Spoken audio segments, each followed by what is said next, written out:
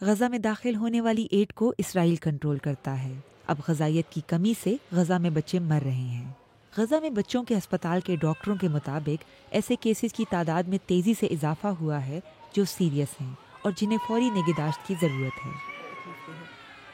آپ دیکھ سکتے ہیں کہ کہیں دودھ نہیں ہے اور میں خود اتنی کمزور ہوں کہ اپنا دودھ نہیں پلا سکتی۔ ہم مائیں اپنے بچوں کو تکلیف میں دیکھ رہی ہیں۔ یہ ہمارے لیے بہت تکلیف دہ ہے۔ اقوام متحدہ کے مطابق تقریباً 1 لاکھ خواتین اور بچے غذائیت کی شدید کمی کا شکار ہیں اور انہیں جلد از جلد علاج کی ضرورت ہے۔ حالات کی وجہ سے دودھ نہیں ہے، کھانا نہیں ہے، کچھ پینے کو نہیں ہے۔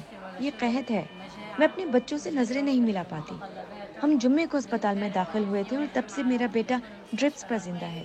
یہ چل بھی نہیں سکتا۔ اسرائیل کا کہنا ہے کہ غزہ میں گزشتہ چند ہفتوں میں بچوں کی خوراک اور شیرخوار بچوں کے فارمولے کے تقریباً 2000 ٹن فراہم کیے گئے ہیں۔